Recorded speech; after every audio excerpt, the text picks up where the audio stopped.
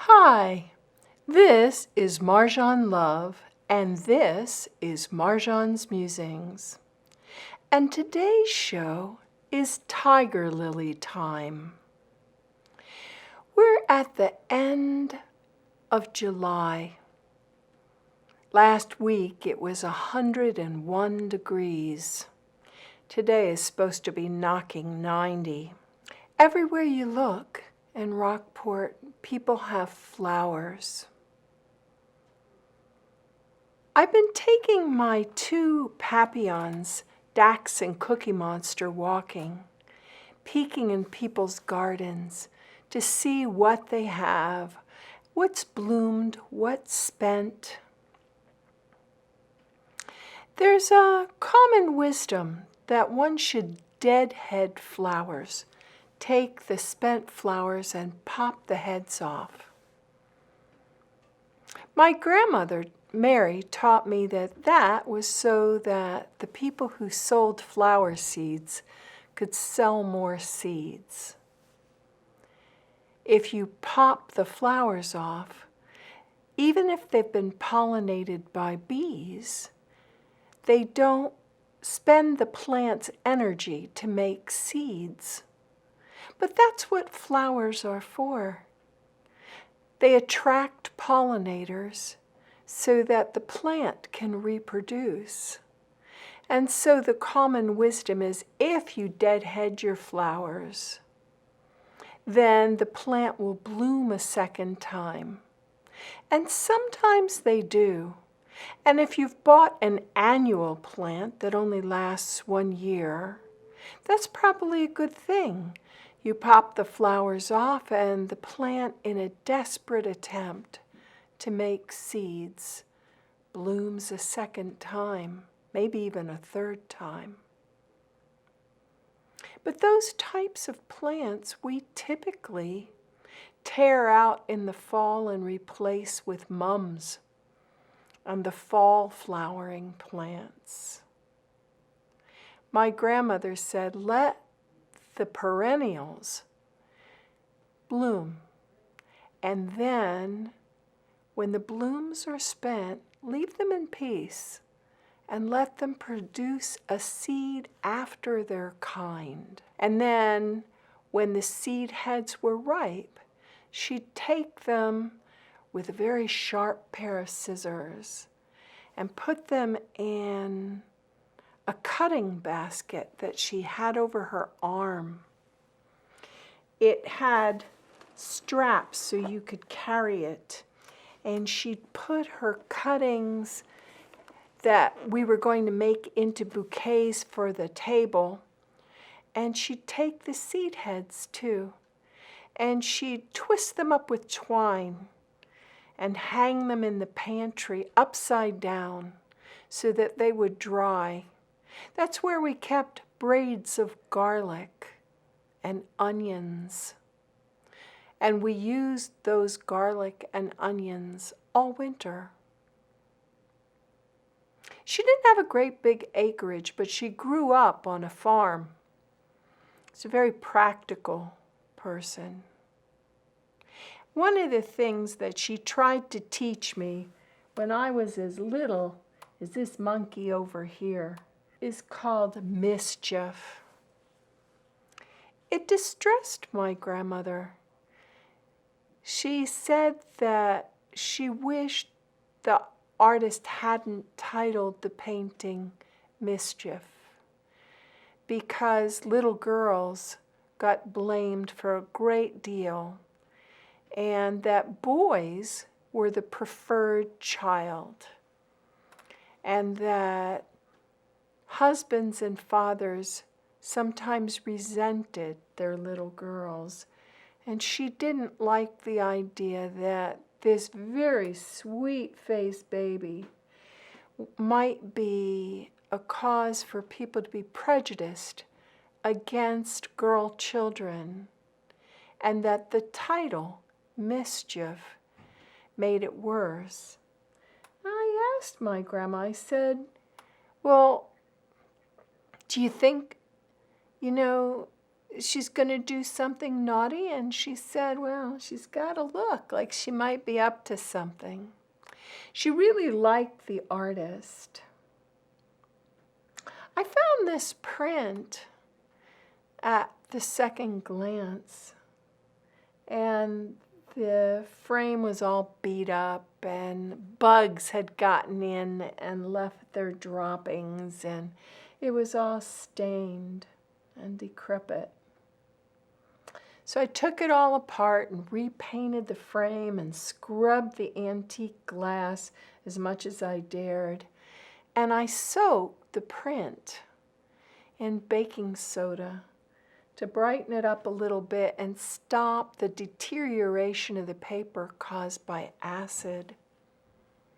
I did that to an etching of Notre Dame that my mother-in-law had kept, and it's been 38 years since she gave it to me, and it's still okay.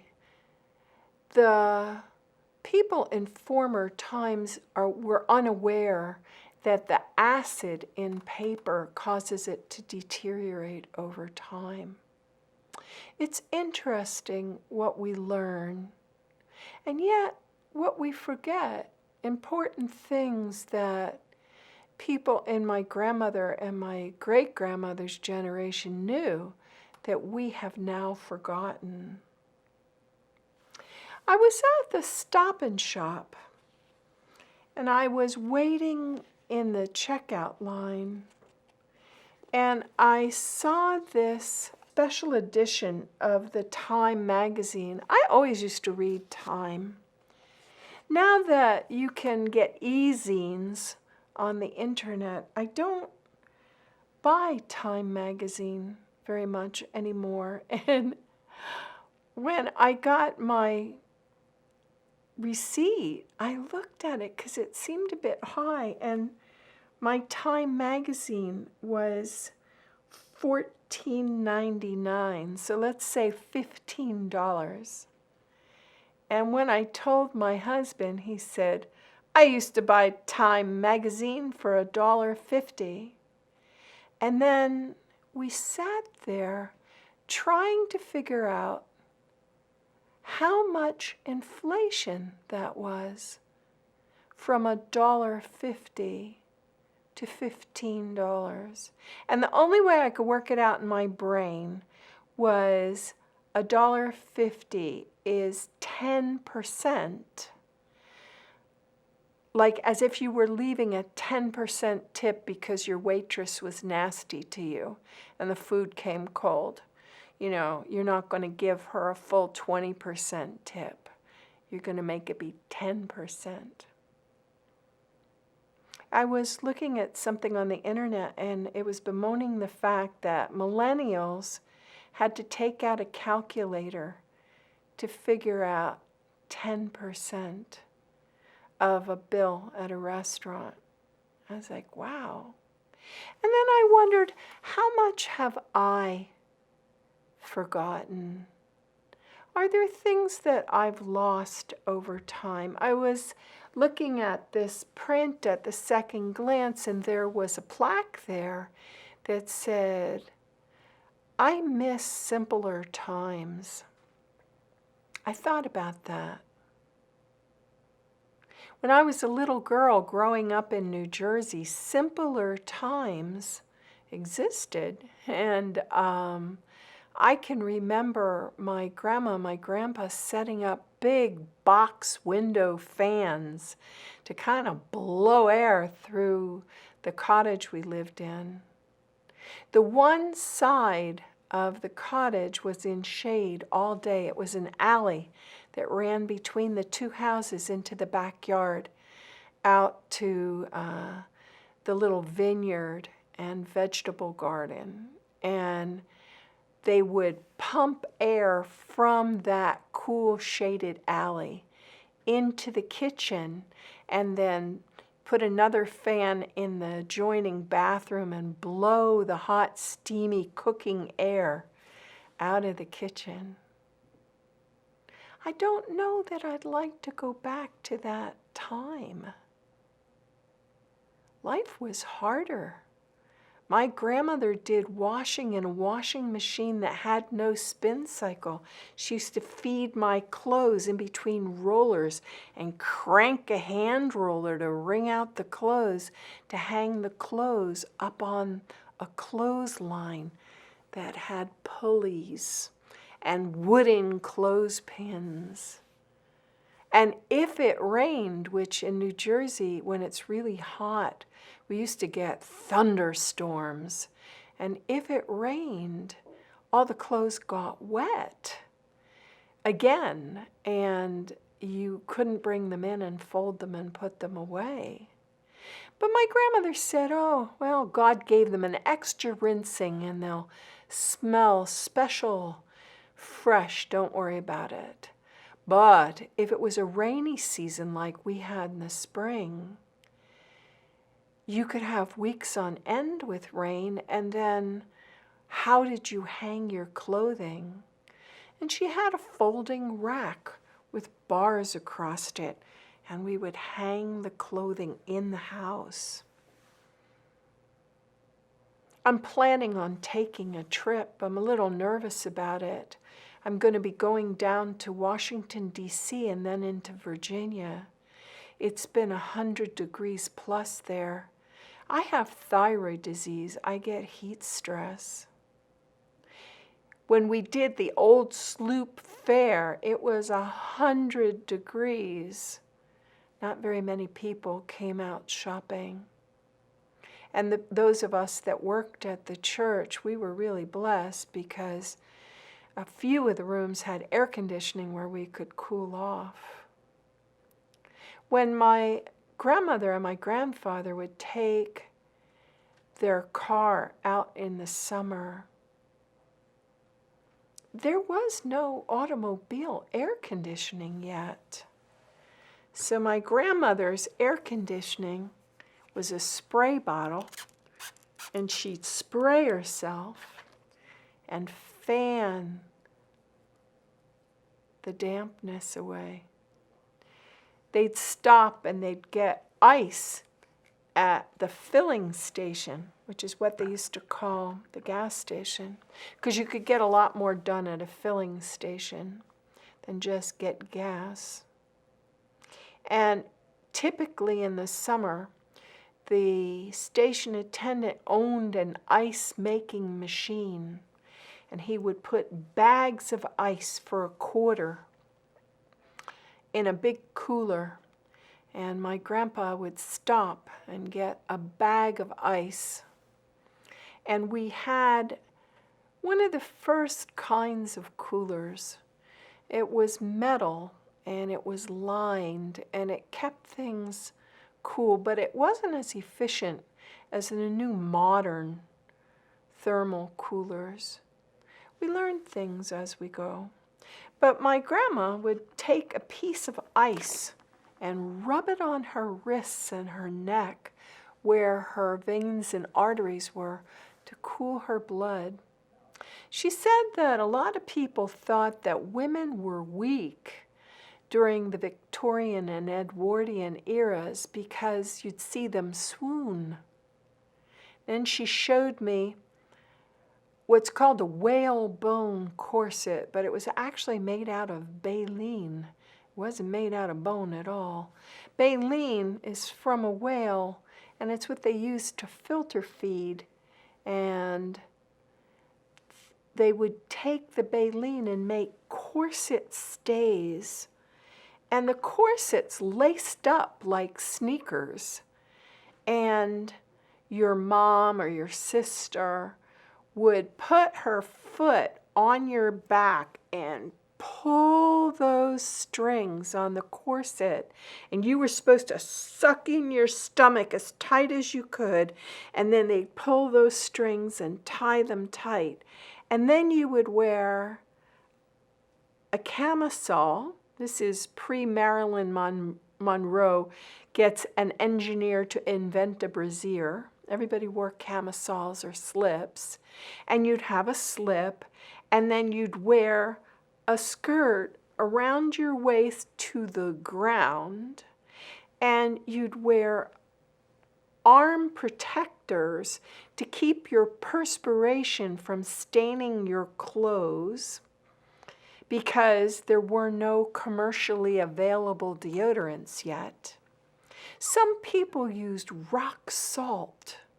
They'd run rock salt underwater and rub rock salt into their armpits to kill off bacteria, which is one of the things that makes summer perspiration so stinky.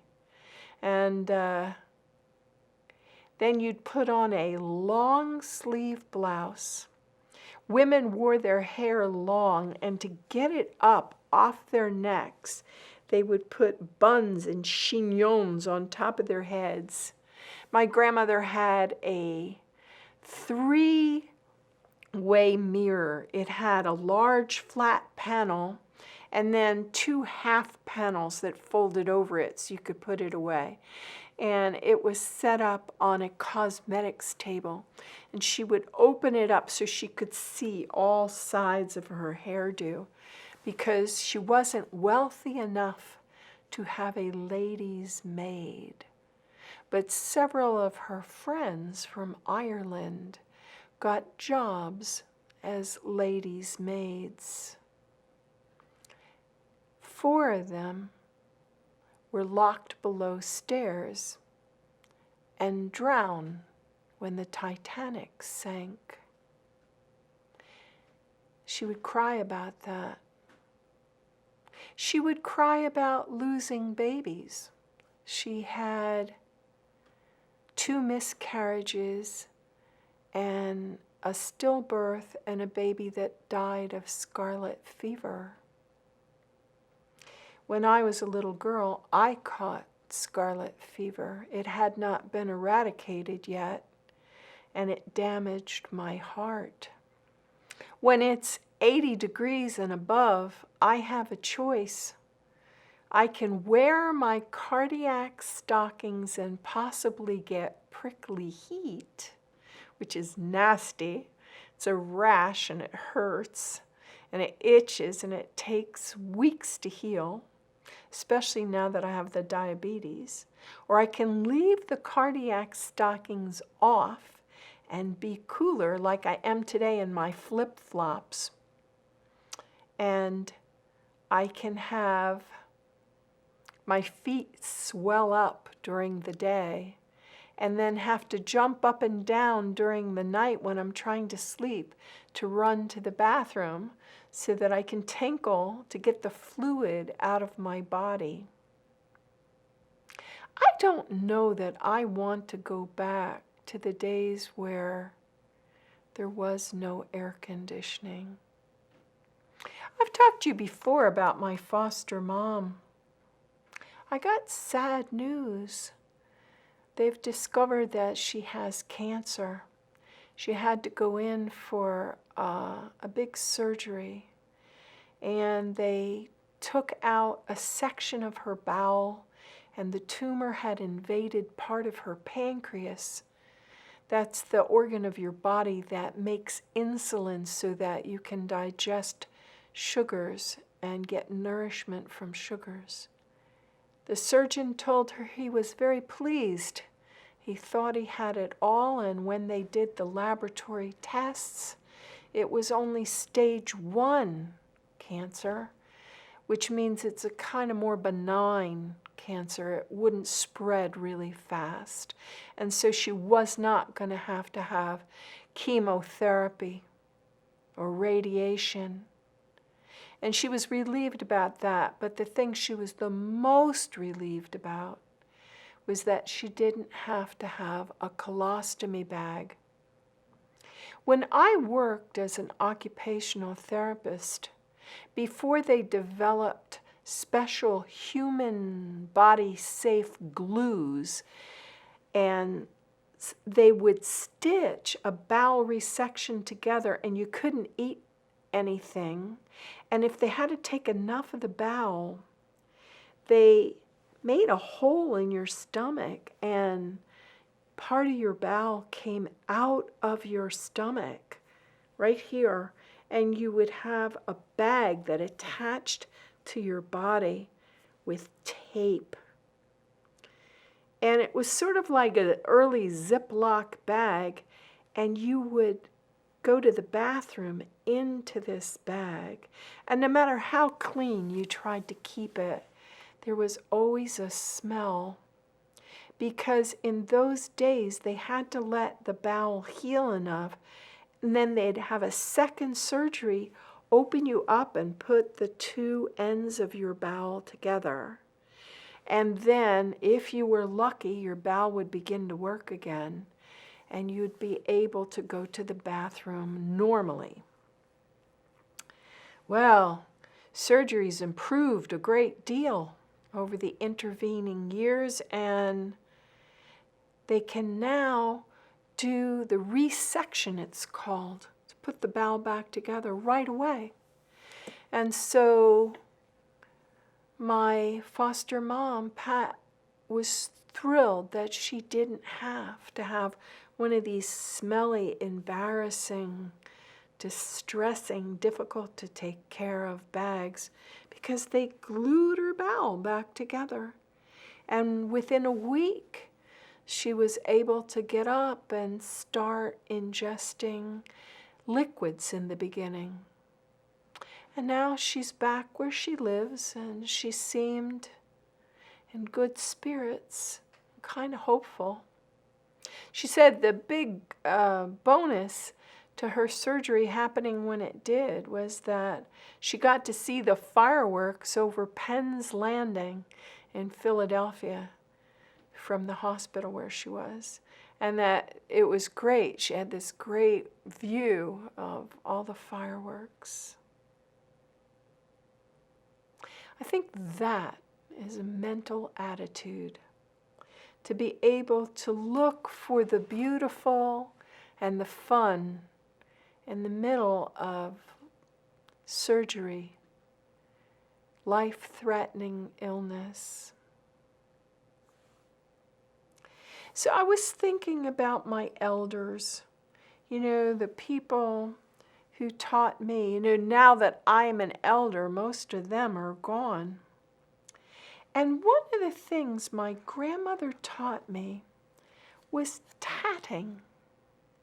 We used to buy little plastic rings, and she would tat the plastic rings and then leave a cord, and we'd puncture a hole through the wooden stiffener and the cloth that had been sewn, a canvas kind of a cloth, and we'd thread the end of the tatting through, and we would pull the loop and put the tatted ring.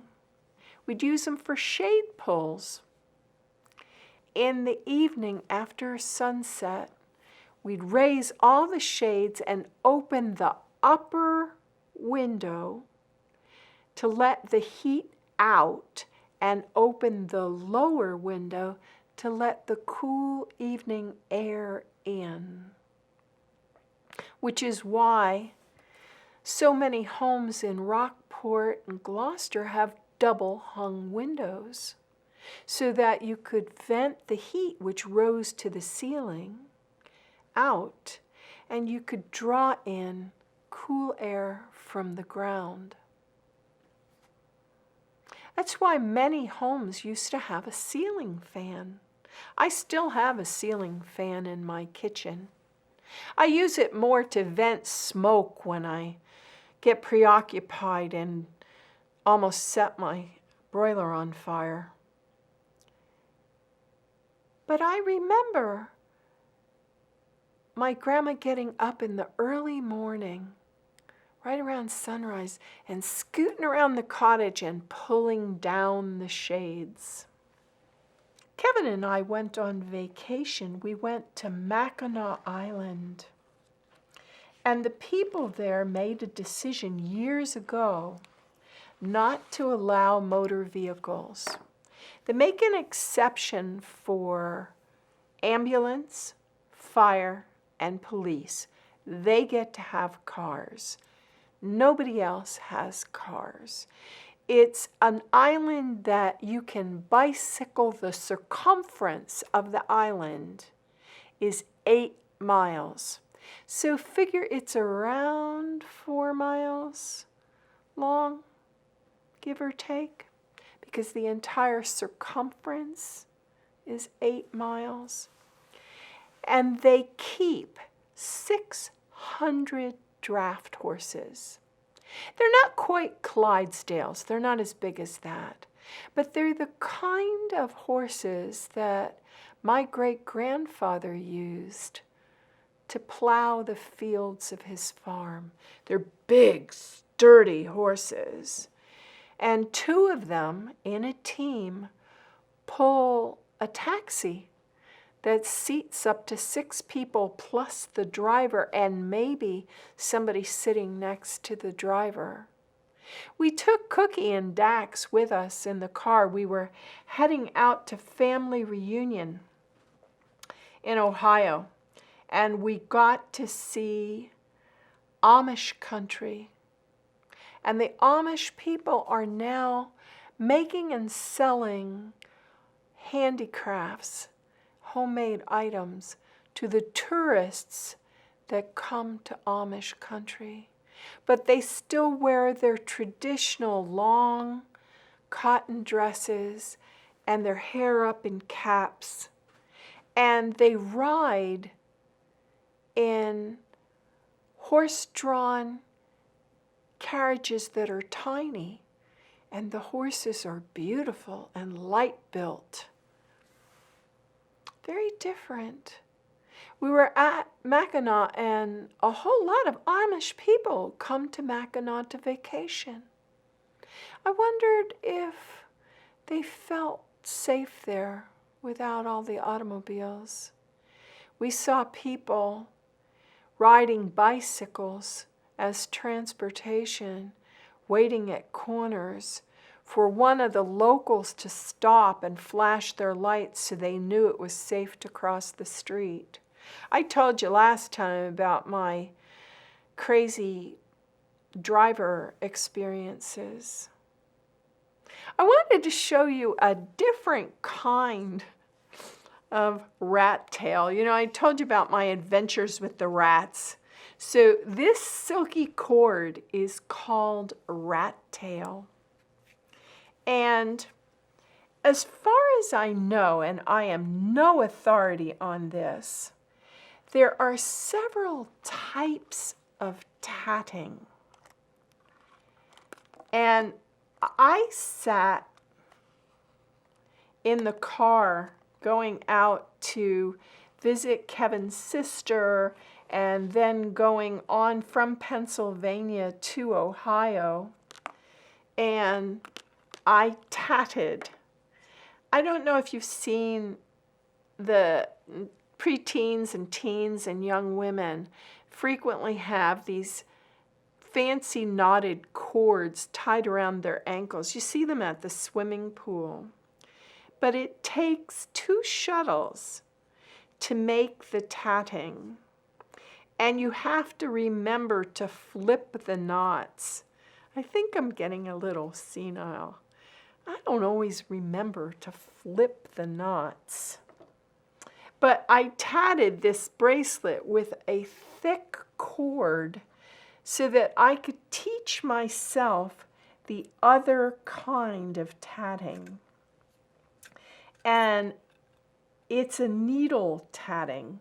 If you're curious about it, you can go online and there are tatting tutorials.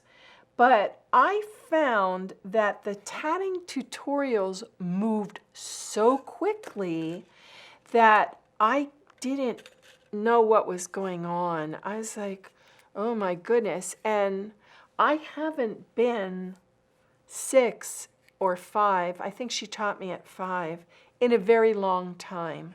So I kind of needed a refresher. What you do with tatting is you thread a large needle for the needle kind of tatting, and you have to leave a tail. That's really important in needle tatting. I think it is in bobbin tatting too. And then you wrap the yarn 2 ways around your finger.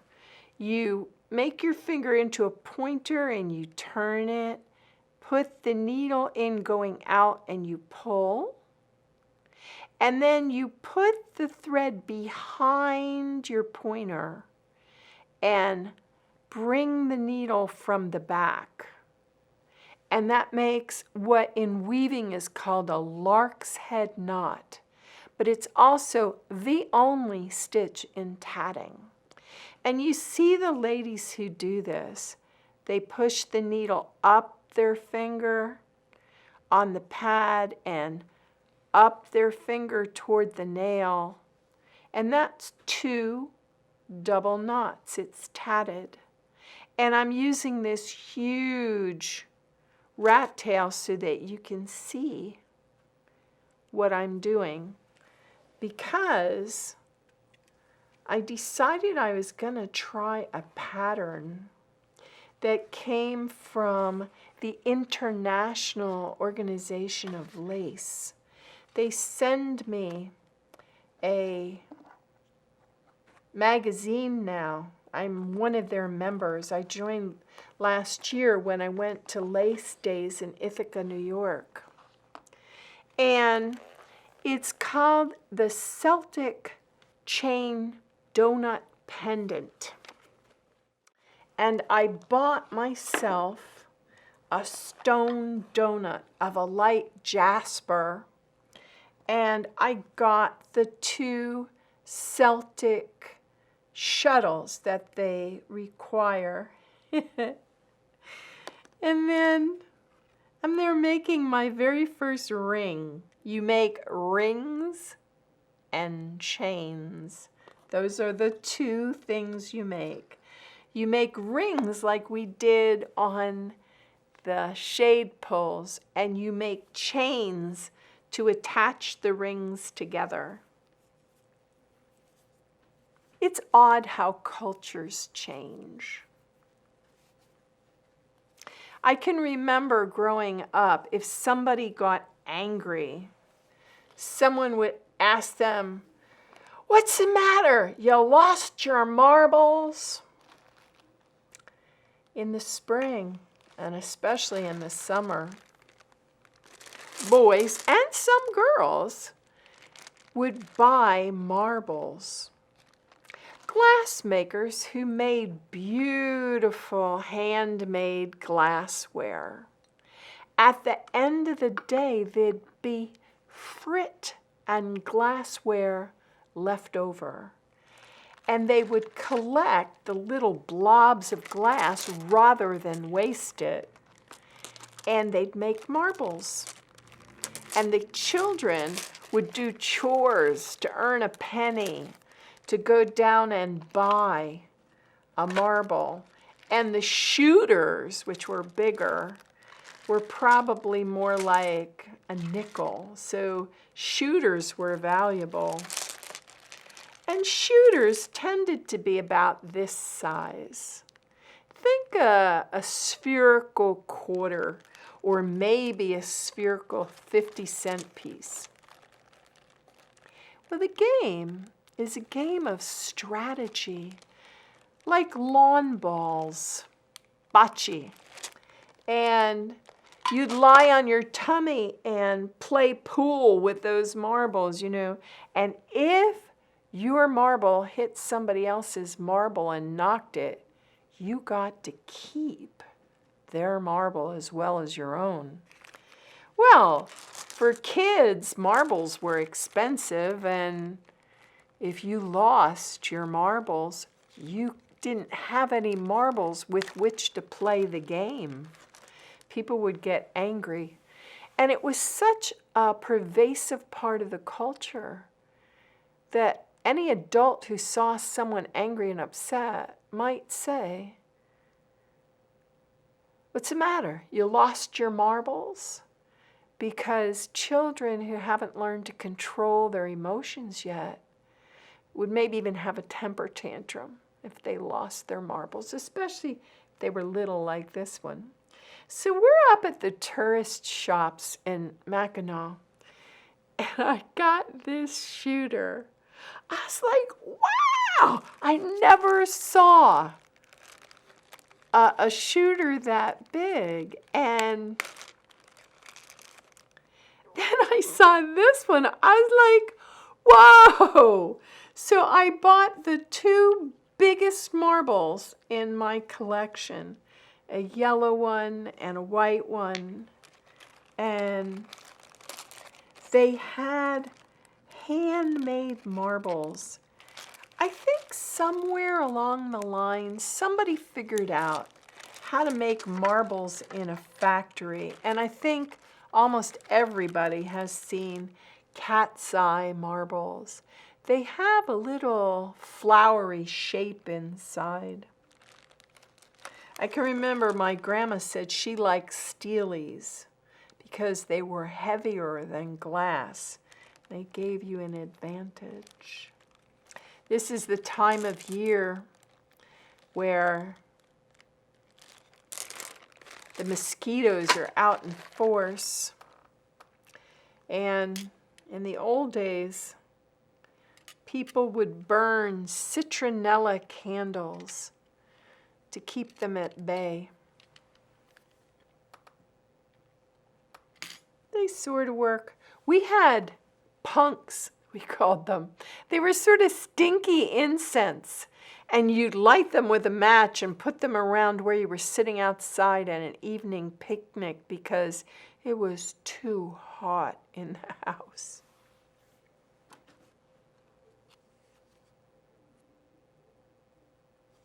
But my grandmother would save seeds, sweet peas, nasturtiums. Nasturtiums are interesting flowers. You can put them on a plate and you can eat them as if they were like a lettuce or a radish. And the seeds get pickled and turned into capers.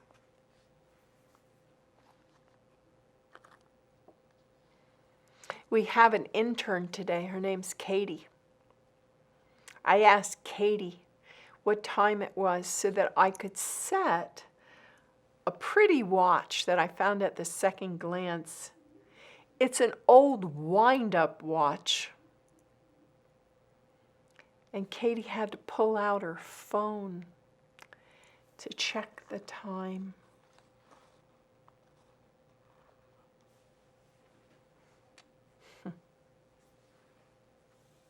I was looking at YouTube videos on tatting. I was surprised this one lady had like a minor fiasco and things weren't working right. And she went ahead and put the video up on YouTube. And I thought, I wonder why she did that. Like, why did she put her blooper up on YouTube? And then I thought, well, maybe, she had like a whole lot of followers. I don't know, a couple of thousand followers. Maybe the fact that she was willing to say, I did this work to make this collar. And even though I measured it, when I went to apply it to the dress that I was going to put it on, it did not line up quite right. And I didn't know how to fix it. Maybe being able to do things like that made her more human, more approachable.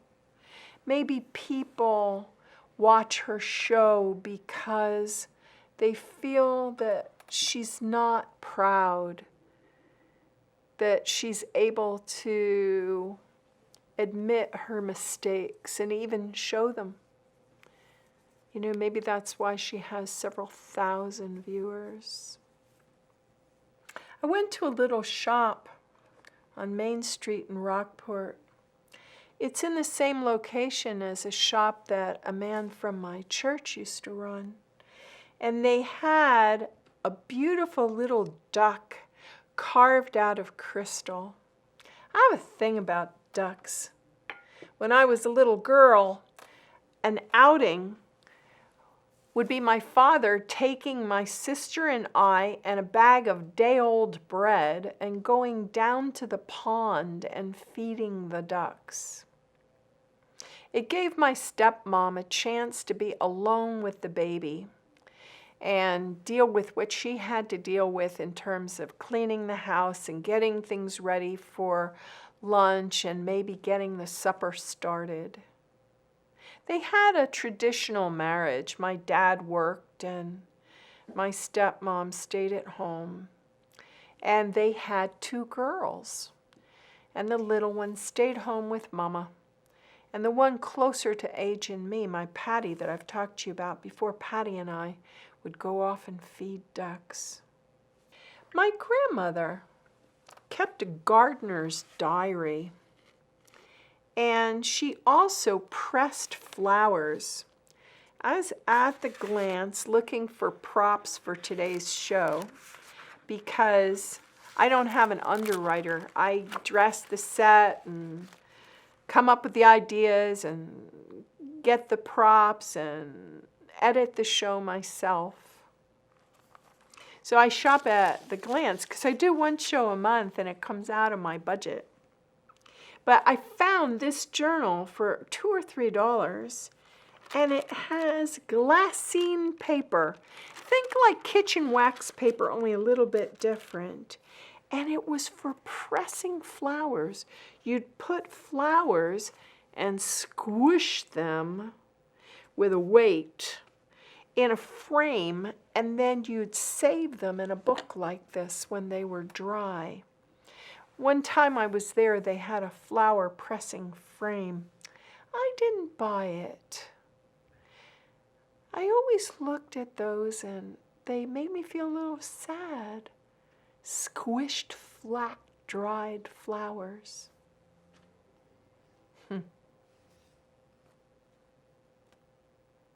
Different era.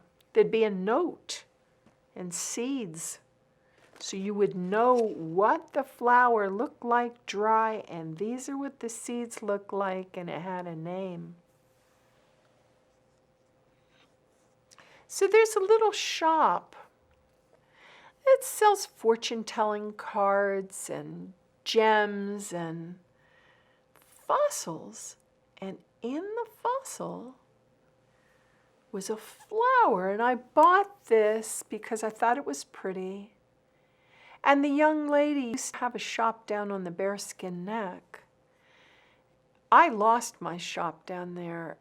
Tourists are capricious, and the locals don't support the businesses much. And so I try to buy a few little things there, help them stay afloat. And I put this fossil of a flower on my Buddhist altar. So we were in Mackinac looking at all their touristy shops. And I found a fossil dish that you could put like rings or change or... I'm forever taking my jewelry off, and then where did I put it? I thought, I'm going to buy this little dish, and it's sedimentary rock that has all these fossils in it. I got one for our friends, and I got one for my son. He smokes. I've been trying to get him to quit for years. I try to get him to never start. And I bought him an ashtray.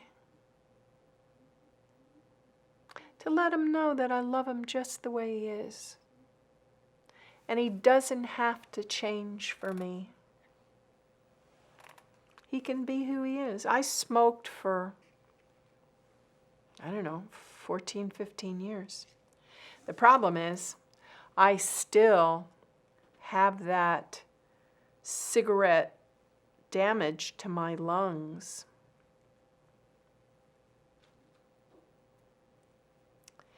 So I'm making 3 more double stitches. But I spaced them and left a little picot. Picots are important in tatting because you use them to attach one ring to another. When I was at Lace Days, the man who first reminded me about tatting was making a tablecloth all out of rings and chains. Funny how you could take a spool of thread and make a tablecloth. Kevin and I were listening to Neil Gaiman, the Graveyard audiobook. And in it, there's a boy whose family is killed, and the residents of a graveyard adopt him and take care of him. And it's an interesting audiobook. We also saw Good Omens, which Neil Gaiman wrote with Terry Pratchett. And we watched a interview where he almost cried, talking about how by the time he was able to get Good Omens made into a television series, his co-author Terry Pratchett had died. But that knowing Terry and Terry's temper, like the little boy that lost his marbles, if he had to do the kind of arduous compromises that Neil had to do to get the thing made, because it cost a lot of money to make a television series, that Terry would have told somebody off and the project would have never been finished. So he went to this gala to celebrate the fact that they had made this wonderful book into a TV series. And he was sad. I can remember him tweeting to Amanda Palmer that he'd done all this for Terry and Terry wasn't there. Life. Anyway, in needle tatting, you don't flip the stitches like you do in bobbin tatting. You pull them down the threaded needle. And I needed a rubber gripper because I find the double thread over the eye of the needle, I must pull my stitches a little too tight because I find it really difficult to get them off. Like I'm still working on this, and it might look like I'm not doing much, but I am pulling pretty hard here. And then once you have the stitches on the tail thread, that's why you kept that tail thread, you pull through until you make a loop.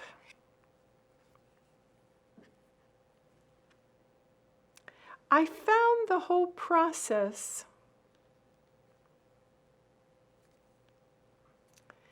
nostalgic in a weird way.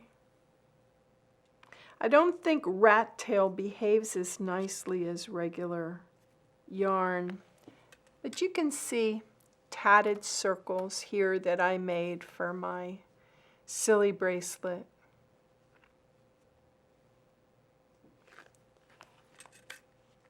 I was talking to someone and they said, "You're so creative." I couldn't be creative like that. Well, the Time magazine that I talked to you about, this special edition, it's more like a little book, has a wonderful opening. And then it has an interesting article about Leonardo da Vinci. And it was so thick going with ideas that I wanted to use for the show that I had to use colored highlighters to keep one train of thought separate from another train of thought. But a couple of the things that I thought were just really powerful in this article about Leonardo: observational experiments and critical thinking were his strong suits. When his experience showed that his theory was flawed, he abandoned his theory and sought a new one. This practice became common a century later, during the age of Galileo and Bacon. It has, however, become a bit less prevalent in this era of alternative facts. If we want to be more like Leonardo, we have to be fearless about changing our minds based on new and real information.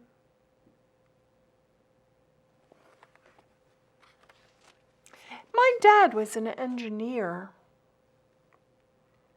and there's a part in here about Leonardo trying to devise a perpetual motion machine. Stevens Institute of Technology, where my dad got his degree, has a perpetual motion machine contest every year to see if people could actually come up with one. And it talks about fantasies and practicalities, and one of the quotes was, "Vision without execution is hallucination." Leonardo knew how to marry observation and imagination, which made him history's consummate innovator, and they talked a lot about his curiosity. And that creativity is frequently collaborative. So Leonardo wanted to know way back in the Wayback Machine, how did sea creature fossils get on top of mountains? And because he was curious enough to ask that question lucidly, we wound up with plate tectonics and paleontology. It's interesting. We're almost out of time. Stay hydrated when it's hot. Serve tea in fancy cups or iced tea in big glasses. Think about the fact that people are claiming water rights and selling water, and simultaneously polluting the water that we have. Our minister made a wonderful point on Sunday. He said, God made the rains and it falls from the skies. so everyone, every plant, every animal, every living thing can be refreshed. We can do things right now to make sure that our great-grandchildren are still here and still can enjoy tiger lily time.